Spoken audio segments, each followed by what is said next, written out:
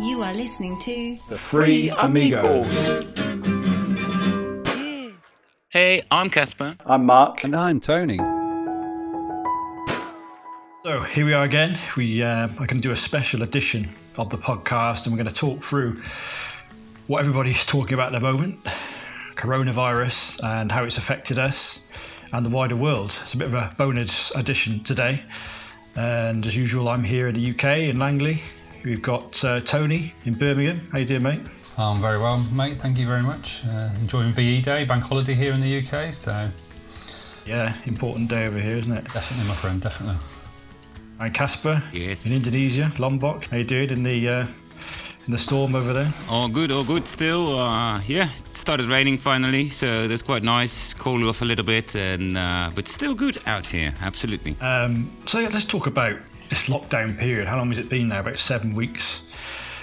It's affected everybody differently. I'm sure we all had our ups and downs. I know we have as a family. Being together the whole time, having a 2-year-old, trying to entertain her, working at the same time. There's a lot of stresses that puts on a family. And luckily for me, I've got that stability of a full-time job, which is stable during this period at the moment. Obviously, no job is 100% secure at the moment, but just thought we'd go into a bit of a bit more detail about how we've got on in the last sort of 7 weeks and what we've learnt, and how we can best help people moving forward, perhaps, that are listening in. So, how about you, Casper, over there on your tropical island? How have you noticed? Is it? I mean, in the UK, we're fairly restricted. We get to go out once a day for exercise, or that might be relaxed a bit on the weekend. But what are the rules like over there in Indonesia at the moment? Yeah, I think that this is one of the most interesting things about this podcast is that it's such a completely different experience out here, and not just the rules, but also what we get fed by the media, how the government is the rules that the government have, but. It is such a strange thing also to be here and to live here. I've been living here for a long time now, of course, and what does actually change? A lockdown is quite impossible if you don't live inside. I mean, people live on the streets. We live outside here, and that's the main thing. And so I don't even have a house. I have a bedroom. That's all I have, and a bathroom. But you can't lock me in my bedroom. I mean, that doesn't make sense. So the whole idea of lockdown and implications that come with it are completely different from on this side of the world. And that's not even mentioning the media and so as well the media as well as the politics, how they respond to it. It's completely different. How has it affected on your work side, working freelance? I was working freelance all of last year.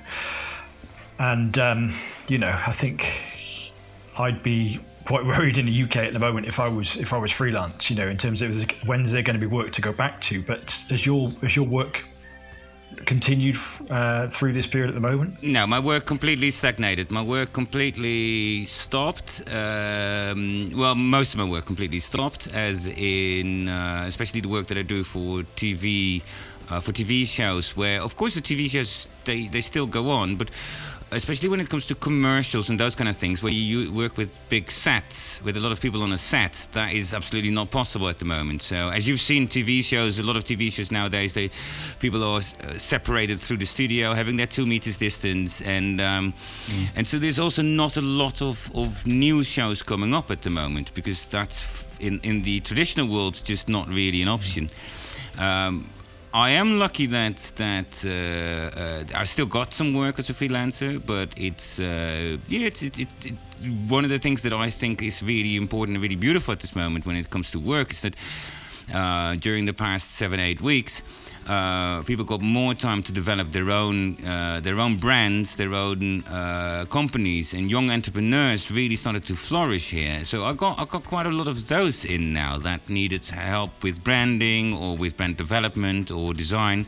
And actually, these most of the time are quite fun projects as well, because it's just young people that are really enthusiastic to make good stuff. But the budgets, of course, are way lower than the professional studios have, of course. So yeah, work-wise, financial work-wise as a freelancer, it's not a good time for me now. Absolutely not. No.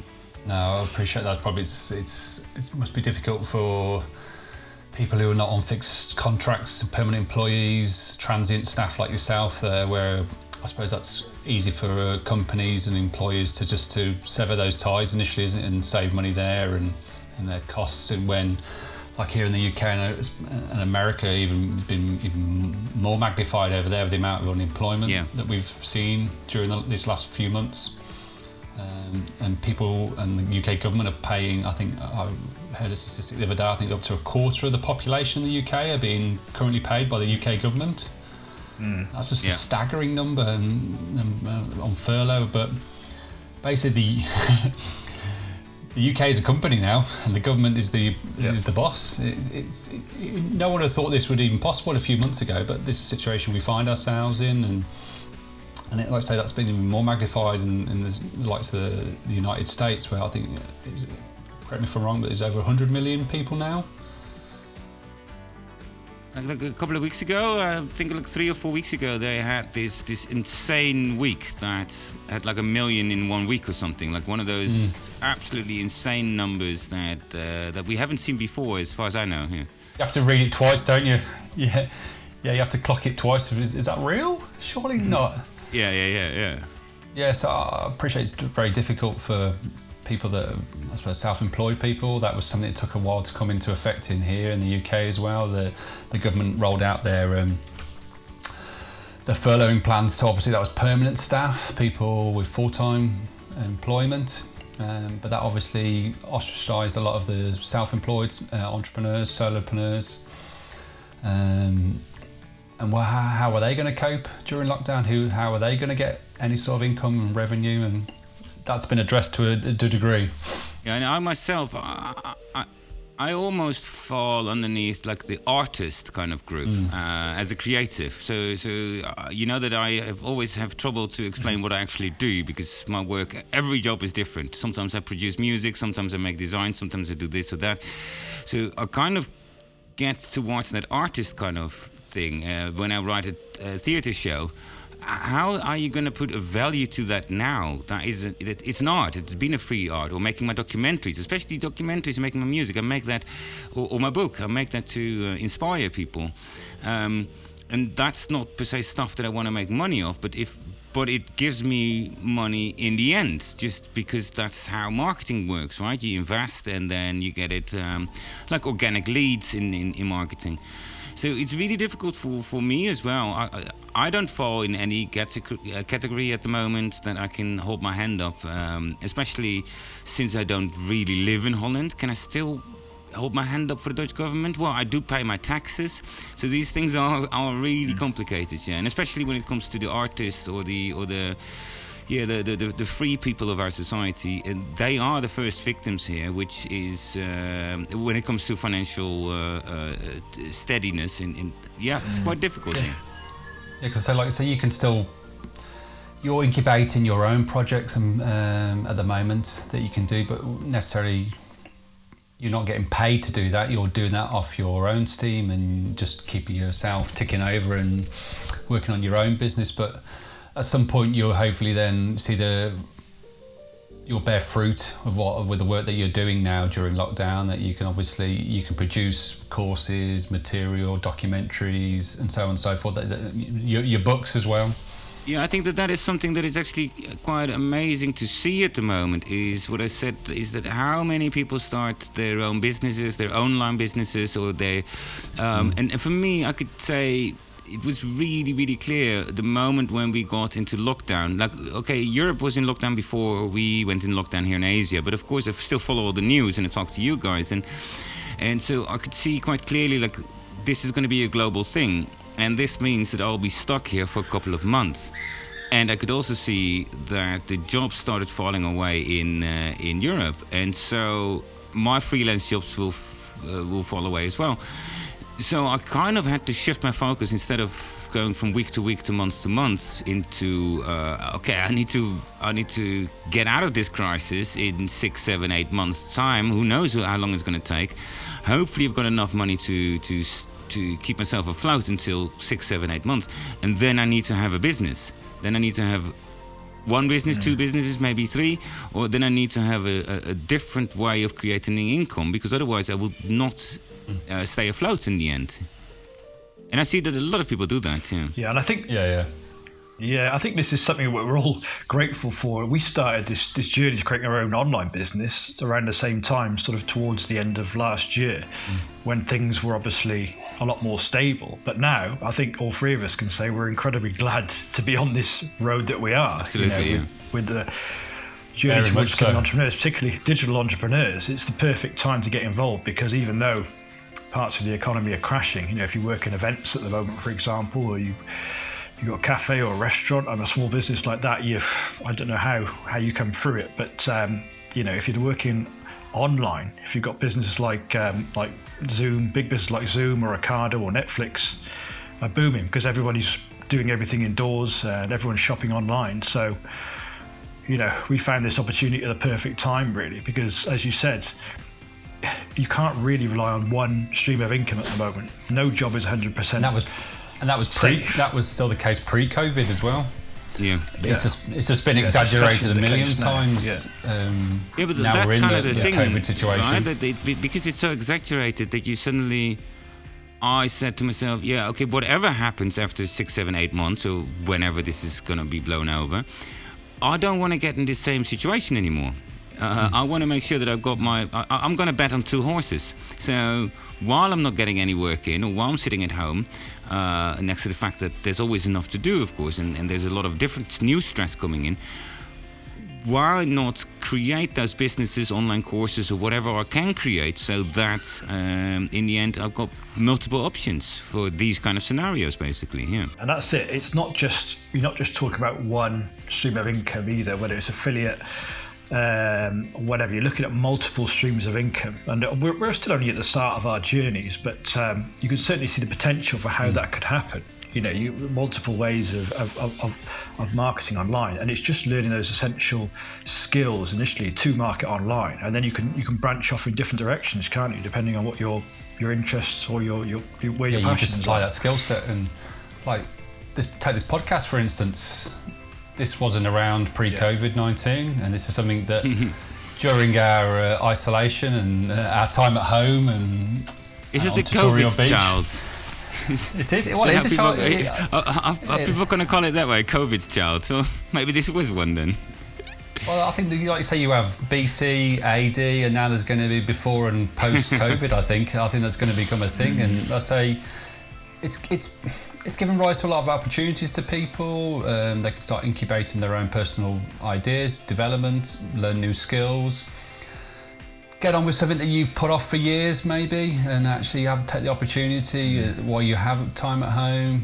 If you're on furlough particularly, it's a perfect opportunity to actually get off your backside and actually go and do something that you've wanted to do for a while. And we've all had a passion to do a podcast, so we've started a podcast. There's been no excuse not to now, and that should be the case a lot. It's mindset. It's mindset, though, isn't it? It's the opportunity's there, but I think for a lot of people, they are just kind of sitting back and hoping for the best. But it takes that mindset to step out of your comfort zone. Take action. Like, do you want to? Because you have to reinvent yourself. You have to reskill yourself. And I think for a lot of people, it's just. They just want to kind of stay in the safe zone. Play it like safe. We talked about before. Yeah. One of the things that I really see start developing, especially in this last week, it starts to get the tension starts to rise now. People start to get fed up to be at home, and they start to doubt the governments again, or the media, or the science, and they've got all the rights to. But one of the things that's so fascinating there is that it starts to become more black and white. And what I start to see there is that people. You can almost see who is a pessimist and who is an optimist. You can see people going like, I'm inside and it's all your fault and they did this. I heard someone say, they created the virus. I was like, who's even they? Who are you talking about? Yeah, I don't know. They did. I was like, who? Your neighbor, the dogs, the cats? Who is they? But so it's kind of like, it's kind of sifting out the pessimist from the optimist there, or the other way around, and it's quite fascinating. I find it fascinating the way it's affecting different people in different ways. It's bringing out, I think, a lot of perhaps issues, tensions that were just below the surface before. I don't know. I mean, I don't know how much you guys read into this, but certainly friends of mine, that are more kind of spiritually minded, they see it as that what's happening is the world is kind of going to like a cleansing state, and old structures, old ways of thinking are falling away. Any kind of darkness that we had under the surface is sort of hidden away. It's coming to the surface to be cleared out. It's like an evolution of the planet and an evolution of everybody on the planet. Yeah, it's like a global detox that's going on. And more so like an enema. at different points, What's the word again? Enema, right? It's more like that, not just a detox. I know another word. That's one way of describing it. Like one of those bum cleansing things. Like serious, okay, come on. Yeah, that's just an a enema. detox. No, come on, go for it. We're going full emina. Like colon The colon cleanse, cleansing. Yeah, that's more what it's like. Yeah. Colonic irrigation. Yeah. I think so. Yeah. But also, like you said there's a lot of these conspiracy theories about. There's a lot of very paranoid people out there. 5G. I know. I follow. Yeah, exactly. I was going to mention that. There's a podcast that I follow, London Real, who are doing very well out of this because they've had David Icke on about 3 times now, and he comes on, talks about 5G, talks about the fact that this was all planned before by this kind of elite. I don't know, this kind of elite sector who kind of want to have control of everybody. So this is part of their plan, the whole 5G thing, and they want to get people trapped. The beauty of it is, on the other side, is that I don't know if you've seen that plan. What was it again? Well, there's a small 20-minute, 30-minute YouTube. It's getting taken off YouTube and Facebook the whole time, but and they say kind of the similar things. And the beauty of it is, we cannot prove it. We cannot prove it whether it's right or wrong.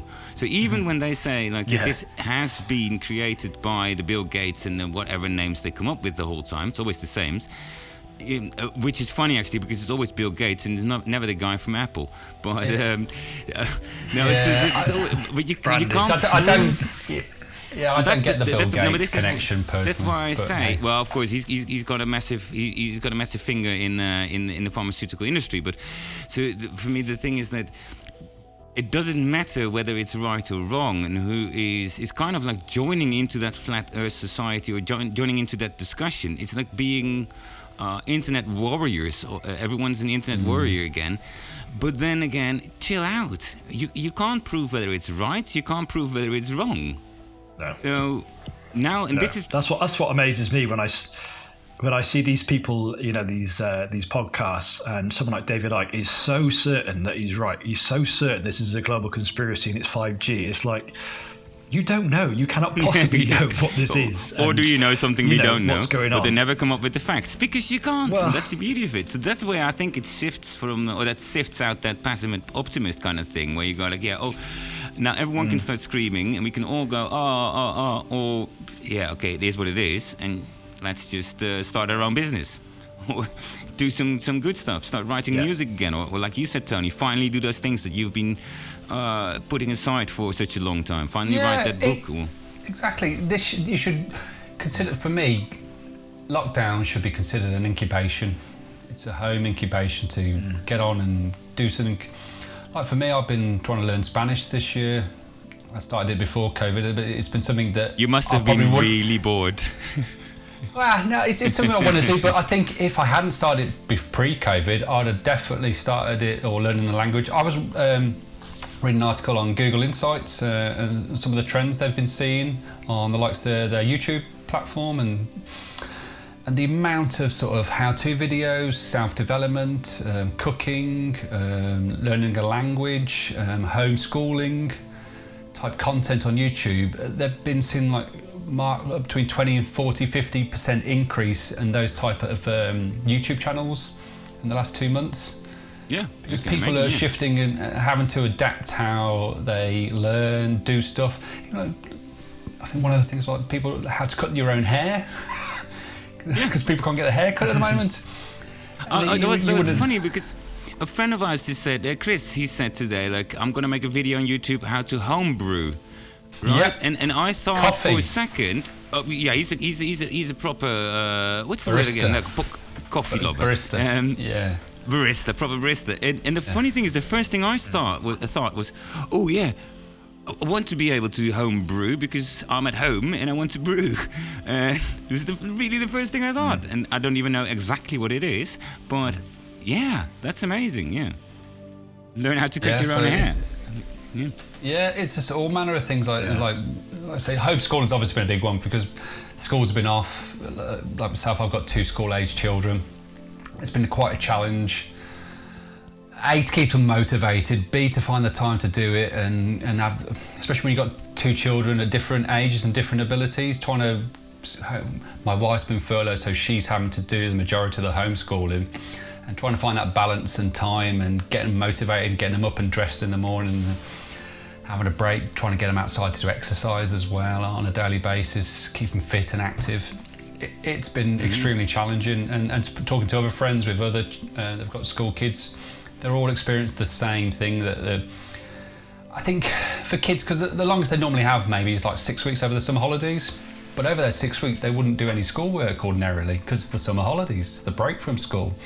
So being at home for the last sort of 7-8 weeks and then having to then still do schoolwork in their home environment when it's normally they go to somewhere, they go to school to learn, at home somewhere they have fun and enjoy themselves and have some downtime.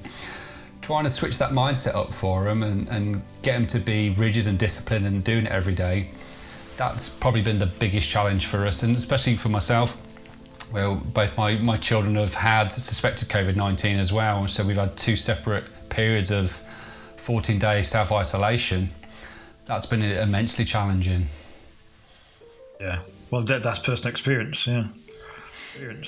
When you talk about homeschooling, there's something that we talked about when this just all started happening, especially in the UK, and where for you, Tony, your family was diagnosed quite early in the game.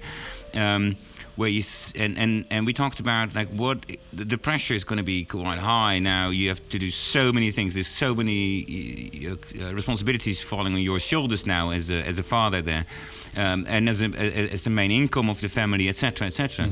But the other thing, what you see now, and that's a little bit that what you said earlier, Mark, about that different approaches to the whole situation, where I see it quite spiritually, where I see, of course, as you know, as a documentary maker, I love to work with tribes, and one of the things that I always see is how far away from the human, how do you say, like a normal family. Have we strayed, basically? And I know that so many people in Holland, friends and people just on the social media, are complaining that their kids are at home. I mean, that's your only one responsibility as a parent, is to teach your children how to get through life. And yes, of course, we got all those luxury things as schools and whatnot, but now people are complaining, oh, I need to teach my children this and that. I'm not saying you do, of course, but I found it so fascinating that is the responsibility for you as well. Of course, we got into this world where your main job was your main income, which you could provide, and then you could pay for the schools. But that whole system became quite entangled in itself, and now you get thrown back to, no, you take the responsibility again as a father to raise your children. That must be really difficult, but on the other hand, it must also be natural. It is. I've quite enjoyed it. I've taken a few days off here, or spent an hour or 2 before I've started work, because I'm still working full-time from home at the moment. I'm quite fortunate I can do that, so we've still got an income coming in while I'm working on my business side of things as well. But it's been actually quite refreshing just trying to teach like simple things like fractions and maths, and re-educating myself on some of those things that I did as a school child, 30 years ago. It's been nice to have that sort of relationship and have that one-to-one time with my daughters and teach them the stuff that they'd normally do at school, and I get great satisfaction when you can see whether something, the penny drops, and think, that's how you do it, and that's how they work, and it's fun. So, as parents, we should be our first and probably most important teachers to our children. That's what we're here to teach them, show them how to grow up, how to behave, how to be a nice person, and we should always be their first role model, mentors and teachers. Yeah. But when you're trying to do, it's been difficult. I wouldn't say I've enjoyed it to a degree, but I haven't been doing it full time. And I know my wife and my 2 daughters, they've had difficult moments. I think it's just the case. It's the every day feels like the same at the moment. There's not that sort of distinct break when you have Monday to Friday school, Saturday, Sundays, home, weekend, downtime. and then you rinse and repeat week after week. And can't you create or recreate that then? Yeah, we are trying to. Like, we're trying not to do any at the weekend, and then just do just assign schoolwork to Monday to Fridays if they would do at school. Right. Yeah. That's what we're trying to stick to. Like a routine. Because what I'm amazed, like, I was going to ask you, Tony, is like, I'm always amazed how much you're able to do. How many different things you're able to do. There's 3 Tonys. Because Did you know that? I am a twin. You got like an extra pair of the arms amount of work that he somewhere, does is I have exactly the same. You say it to me, guys. You say to me that like, I never sleep. But whenever I go to bed, the last things I read is Tony's comments on some video, and the moment when I wake up, it's Tony's comments on some video. It's sleep's for and losers. always good stuff, and not just a stupid meme. No, just proper commenting with some links to proper educational stuff. Yeah. And then you take part in everything that's going on in Mentors. You're taking part in as well. I mean, you're learning multiple strategies all at once. So for me, it's like I focus on one and I struggle with that. But you just, with everything else you've got doing, plus you're doing so many other different, learning so many other different things within Mentors. Like, have you got any tips for anyone watching? How do you do it? I think it's amazing. Just don't sleep, don't watch telly, don't do anything else. No. Hard drugs. Yeah, just caffeine, hard drugs, just keep going. Amphetamines, anything like that. There's some trick. truth in there, right? Like, no sleep and work really hard. That's I think, you work really hard. I mean, it sounds like we're saying like, oh, how do you do that? But on the other hand, we're also saying, of course, like, wow, how do you keep so focused, work so hard, and we know that you're still there for the family as well. What is your motivation, or how do you, or do you have tips and tricks? Yeah. Self-discipline is a big one for me. I feel if I have downtime, I used to find it quite easy to relax before I started working on my own business, but I just want to get it going. I want to work on it. I want to feel like I'll use every spare moment I have outside my full-time job around my family. I'm just keen to learn. That's probably the biggest driving factor. I'm hungry to learn things. I want to learn things. I want to apply new skills. And that's a bit of a You're passionate about it, aren't you? That's when you're passionate about it, it doesn't feel like work, does it? And I can quite happily work into the evenings till late at night, go to bed, get up again and do it again. Like I say, it doesn't feel like work. It doesn't feel like a 9-to-5 job, and I feel like I'm learning and growing every day, and it's self-perpetuating for me. The more I learn, the more I want to learn. And like I said, it doesn't feel like a chore or a job to me. And I like getting involved. I like getting involved in the mentors community, with you guys, with our own group, trying to help people. Like I said, I did a personality test, where a lot of us did this week. You shared, Mark, and it was so uncannily accurate that I'm classed as a defender, which means I show empathy. I want to help, be caring, and support other people. And that was me to a T. And the more I can learn for myself and grow myself, the more I feel I can then use that knowledge, experience, and skills to pass on to other people. Yeah. And again, that drives me forward. That helps fuel my discipline and keeps me motivated and keeps me a hard-working individual. And as I've said to you guys before in previous pods, I want to show and be that inspiration, that template, that to my kids as well. Because if they see me lounging around doing nothing all the time, they'll feel that that's what people do as adults. And they say, Daddy, you're always working, but they see Daddy's working hard and trying to do stuff and trying to make changes and trying to grow. And it's that balance as well, isn't it? Like, you don't want to go too far that way where you're not seeing them. There's a balance. Yeah, that's something I probably do struggle with, and I can definitely improve on, is balance. And especially during this lockdown, where obviously my wife and kids are at home every day, it's good that I have a dedicated room, my office. So when I'm working here. I sometimes close the door. Obviously, I'm still working Monday to Friday, 9 to 5. But then it's nice that I can then shut my laptop down. I can go downstairs, go in the garden, we can go for it, and then I can have time with my kids and my family, and then go into father mode then. Yeah, you leave the office, move out of work. Yeah, exactly. It's nice to have that physical separation from my two aspects of my life, my work and my business, and then my family on the other side. I can definitely improve in that, and being more present when I'm out of work, because sometimes when especially I'll just go downstairs and trying to get, my mind's going 10 to a dozen about new ideas, new stuff I want to do tomorrow. I have to write it down and quickly do some journaling, and just to get it out of my brain so I can move on and be. So I do that every day. That's something that's really helped me, journaling every day. Write down what I've done, what I haven't done, and what I want to do tomorrow. Good, yeah. So I can clear my brain, and then I find I'm more present then when I do spend time with my kids and my wife, because I've got it, I've flushed it from my brain, my mental thoughts, and I can move on. So that really helps me anyway. Yeah, that's almost like a meditation, I find. It's a way to see what's going on in your head. Just write it down, unfiltered, and as you say, that energy is released then when you want to sleep. Either meditating or journaling, I think, is key when your mind is so active. I think that's a general good advice, to at least once in a while even take it one step further. It's what I call purge the mind. I have that with my laptop a lot, where I work with all these videos, and it clogs up all parts of my laptop, and then it says you don't have any space anymore. And then your mind's the same. All those, it feels almost like puking. If you do it well, if you practice purging the mind, it's just you can go on a rant if you want. Like, actually, really, can I really say this? Yeah, it's your own diary. You can say it, or you just do it in a video to a friend. You say, "Can I just purge my mind?"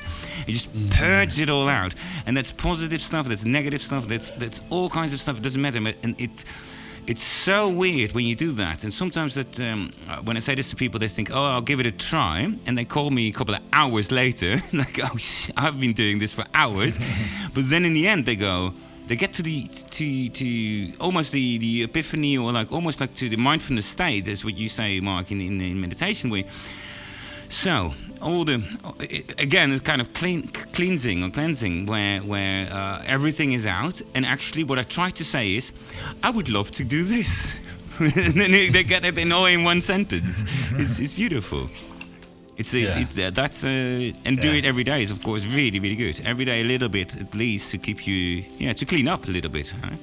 Yeah, and I think it's been definitely important, because obviously, with people being stuck at home, indoors a lot, it's obviously probably mental health's probably been a big issue for a lot of people, and how it's been affected. And would you normally spend all this time in confined spaces with the same people day after day after day? No, you wouldn't ordinarily. And I know like some countries like Spain and Italy, where they've not even been able to particularly go out and even exercise on a daily basis until this week, was it? Or last week? Spain have just started sort of relaxing some of their restriction policies. Yeah. But for me, that's been the one thing that's kept me semi-sane during this period, is that I've been able to go out every day with the girls on their scooters, bike, or just for a walk. The weather here, the spring weather's been nice, and that's really helped, but I'd still go out regardless, and 15, 20 minutes, half an hour, just go and get some fresh air, get some gentle exercise, and I feel so much better for it. Especially I try and do it, if not in the morning, I'll do it after work in the evening. Just getting out, exercise, clear your mind, clear your thoughts, clear your body, excel out, and just get some air in your lungs. And it's amazing the positive effects it can have on your mental well-being, for sure. Well, that's. I do feel for those people who might be living on their own in tower blocks with no gardens. That's got to be a nightmare. I feel generally sorry for them if that had been the case. And it's like a friend, our mutual friend Pedro, lives I think in that sort of scenario in Spain, and he's only just recently been allowed back out again. I imagine that's been a very tough scenario to be stuck in, not only indoors but not even having any private outdoor space to go outside. And that's kind of fitting in with what we talked about in podcast number 4, when we talked about when I started traveling, and when I came back from traveling, and I went to this apartment where I couldn't even open the doors or the windows. The windows, the door did open, but I couldn't even get in. This is really, really, really bad. So one of the things, of course, what happened to me here is that of course we go on lockdown, and the rules are actually quite similar to what you guys have there in the UK, but The main difference is that, like I said, we live outside here. So for me, my daily routine is that I wake up, I go to a little restaurant where I take my laptop and I work, whether it's freelancing or my own projects, where I have my proper coffee, I have my breakfast, and I work until 5. Then I go to the beach, and this is my second spot where I have some pre-dinner. I have a beer maybe, and then I go. The shops are still open. Buy some food, and I sit outside, and I end the night watching a documentary, and then I go to bed. So everything is still outside, and so yes, we are in a full lockdown.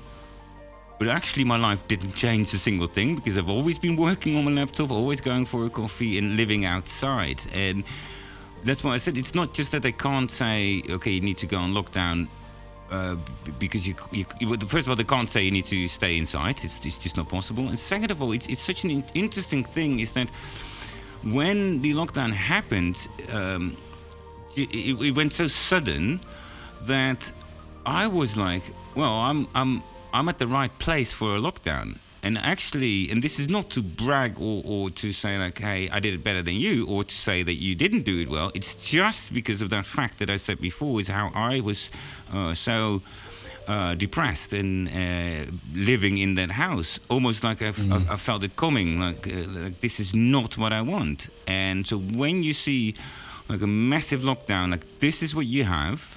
Like you said as well, Tony, where you said, like, so now a lot of people are now stuck in a house with their wives and the kids, and with the stuff you have, right? So you can order some stuff, but this is what you have now. This is what you need to do it with, and this is what you accumulated over the years, and I think that's the best way of saying it. Actually, now I say that what you accumulated over the years in material stuff, as in situational stuff, and it's fascinating how that is different to the situation or to a lockdown like this. I think.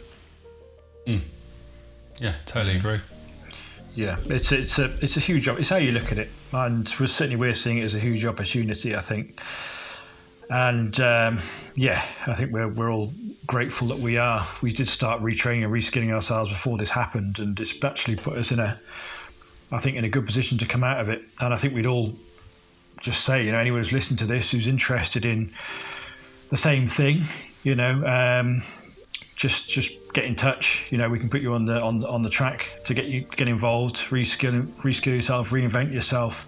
And just get prepared for what is to come, because this is going to go on for quite a while yet, I think. And just get yourself in the best position to thrive when it all ends. Exactly. The old ways, we're never going to go back to where we were pre-COVID. The old normal is a thing of the past. That's assigned to history now.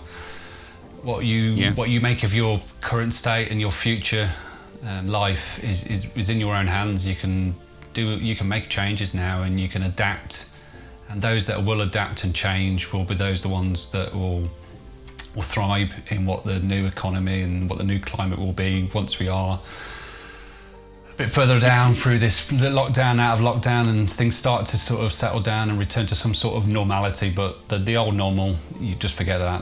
That's history now. It's a great moment of evolution. I think personally, it's perfect word, Casper. One of the beautiful things. It's the evolution of what we see again is that we as humans are not ruling the world. Nature still does, and we can fight and we can think, we can be cocky about it. But no, nature still is. Charge. If nature really wants to do us harm, we couldn't even have this conversation. We all know that.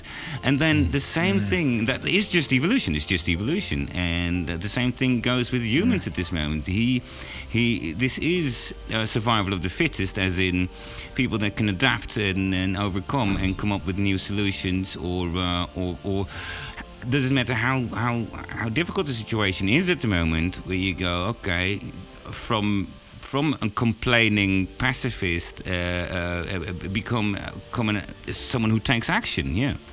I think that will really make the big change. I was speaking to someone else in the community, a guy called Barry in Australia, about this, and he said he just fears that human beings will just go back to the way they were. The planet is obviously healing itself at the moment, and it's difficult to know what will happen. I think if this went on for years, I think we could end up in a situation where society starts to break down and we start going back to basics. Growing our own food, or who knows, moving out to the countryside. Well, that would be great. And that's a proper absolutely reconnection. amazing. Back to basics. Can you imagine? But I just said to him, look, I don't know if that's going to happen. I don't know if this is going to last long enough to break everything down. I think it's going to. Well, that doesn't matter. That's a matter of percentage. That's a matter of percentage. This is the way I see it. I've got to say it, though. This is just purely 100% my own view there, is that what happens here is that people get thrown back, and indeed some people are starting their own garden again, or making at least some herbs in the kitchen. People start to understand a little bit more that the whole system they grew up in, that is now, it's vulnerable. And to... Even if this only lasts for a couple of months more, which I hope for many of you that it does only last for a couple of months more, even if 1% of the world comes out with a different view, like you said, Tony, there's no way the arrow of time goes forward. There is no backwards. So whatever will happen is that at least 1%, at least I can say that 100% certainty, that at least 1% of the people coming out of this has a change of mind into, okay, maybe we should actually do something about global warming. Maybe we should actually stand up a little bit strong. Okay, nature, maybe we should befriend nature a little bit more.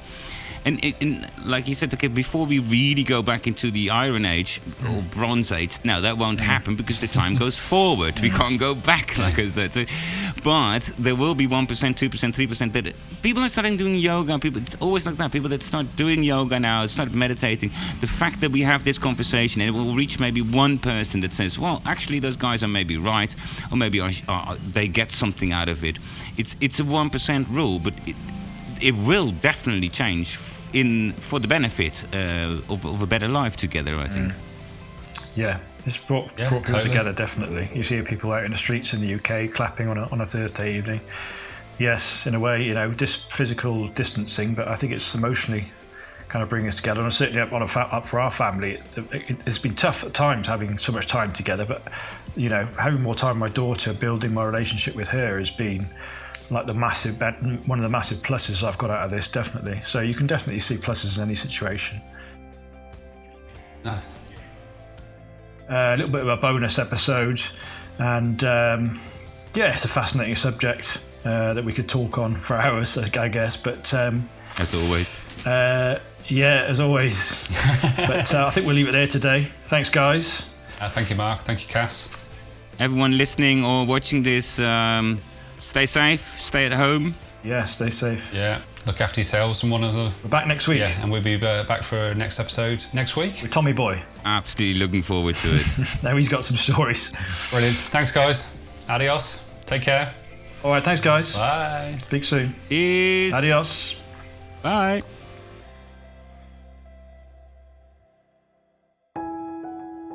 You have been listening to Free Amigos. Hey there, hope you've really enjoyed listening or watching to the conversation today. And as promised, we have all the links to the topics discussed in the description below and also on our website. And if you're watching this on YouTube, please feel free to hit that subscribe button or follow the link to our brand new website where you can sign up to our weekly newsletter. Thank you for watching or listening. We hope you got something good out of it. If you've got any interesting topics you'd like us to discuss or any questions, please don't hesitate to get in touch. And that's it.